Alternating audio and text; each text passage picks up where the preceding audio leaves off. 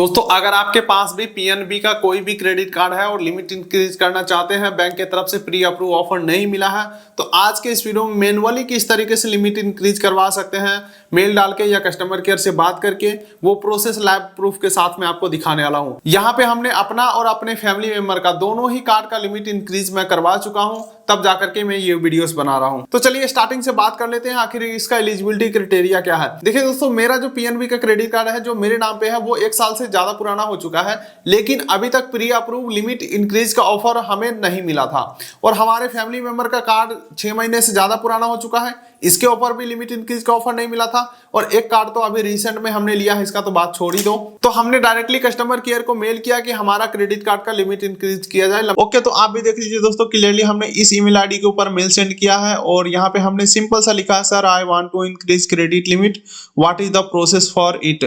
ठीक है, इसी के साथ साथ उधर से हमें रिवर्ट आता है कि जो हमने इस डेट को मेल डाला है। उसके बाद देखिए उधर से हमें रिवर्ट आता है, unable to process your limit enhancement request. वो बता रहा है हम लिमिट इंक्रीज नहीं कर सकते हैं, लेकिन अगर आप हमें इनकम डॉक्यूमेंट सबमिट करोगे तो हम भी चार्ज करेंगे लिमिट इंक्रीज करने के ऊपर। जो कि यहाँ पे देख लीजिए क्लियरली मेंशन है, if you want to enhance your credit limit please provide us your latest income proof ITR 21-22 और 22-23 एक्नॉलेजमेंट। और अगर हम सैलरीड पर्सन है तो 3 मंथ का यहाँ पे सैलरी स्लिप भेजना पड़ेगा। यहाँ पे देख लीजिए salary slip along with bank statement in which your salary has been credited, यानी कि 3 मंथ का सैलरी स्लिप चाहिए और जिस अकाउंट में सैलरी क्रेडिट हुआ है उसका भी स्टेटमेंट चाहिए। अगर आप जॉब करते हैं तो, और बिजनेस करते हैं तो ITR देना है, जो कि यहाँ पे क्लियरली मेंशन है।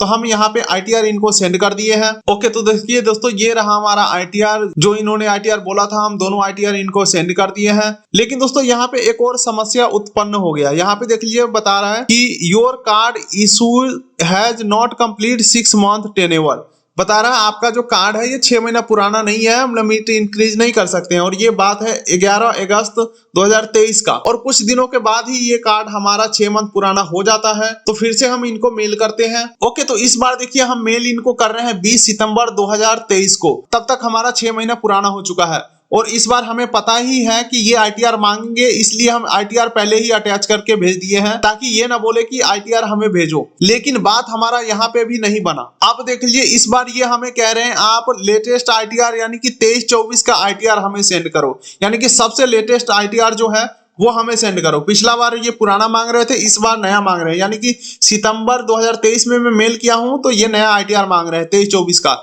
चलो भाई, हमने इनको 23-24 का भी ITR सेंड कर दिया। ये रहा हमारा 23-24 का ITR जो कि इन्होंने मांगा था, हमने लिख के भेज दिया। ये रहा आपका ITR 23-24 का।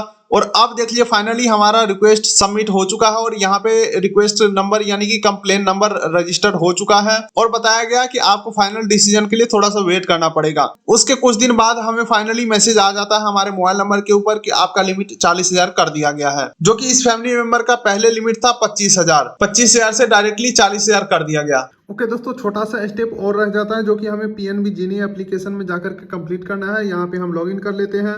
जहाँ पे देख लीजिए अगर आप फर्स्ट टाइम लॉगिन करेंगे तो डेट ऑफ बर्थ और पैन नंबर मांगेगा, उसके बाद नेक्स्ट करेंगे। और मोबाइल नंबर वेरीफाई करने के लिए बोला जा रहा है तो वेरीफाई हम कर लेते हैं और यहाँ से हम अलाउ कर देते हैं, एग्री कर देते हैं। और SMS सेंड करने के लिए बोला जा रहा है, SMS हम सेंड कर देते हैं और ये हमारा मोबाइल नंबर हो रहा है वेरीफाई। दोस्तों अगर आप ये प्रोसेस नहीं करते हैं तो आपका लिमिट इंक्रीज सक्सेस नहीं माना जाएगा, यानी कि नया लिमिट को आप यूज नहीं कर पाओगे। तो यहाँ पे हमें 4 डिजिट का पिन एंड सबमिट कर देना है।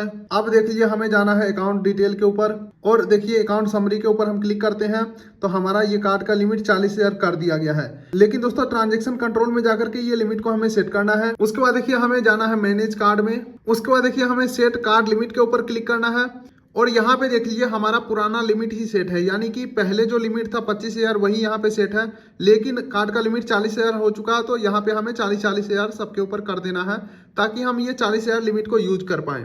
तो ई-कॉम यानी कि ऑनलाइन स्पेंडिंग को हम यहाँ पे बढ़ा के 40,000 कर देते हैं और सबमिट के ऊपर हम क्लिक करते हैं।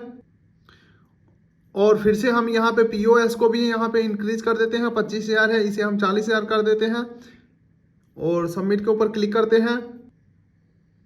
तो फाइनली अब जाकर के ये हमारा नया लिमिट रेडी टू यूज हो चुका है, यानी कि ये अब 40,000 मैं यूज कर सकता हूँ। अब हमें कहीं से कुछ भी सबमिट नहीं करना, फाइनली हमारा लिमिट हो चुका है इंक्रीज। और सेम इसी तरीके से मैं अपना भी कार्ड का लिमिट इंक्रीज करवाया, हालांकि प्रोसेस सेम ही है तो रिपीट बताने का कोई मतलब नहीं बनता। बस मैं आपको क्लियर कर देता हूं, मेरा पहले लिमिट था 50,000 और अब लिमिट किया गया है 60,000, और फैमिली मेंबर का ये जो आपने देखा इसका 25 से 40 किया गया। बाकी दोस्तों अभी पीएनबी क्रेडिट कार्ड सभी लोगों को ऑलमोस्ट मिल ही रहा है जो अप्लाई कर रहे हैं। तो अगर आपके फैमिली मेंबर में किसी को भी कार्ड चाहिए तो आप ये वाला वीडियो देख करके कार्ड अप्लाई कर सकते हैं। चैनल पर नए होंगे सब्सक्राइब कर लिए ताकि मिलेंगे अगले किस वीडियो में, तब तक के लिए नमस्कार।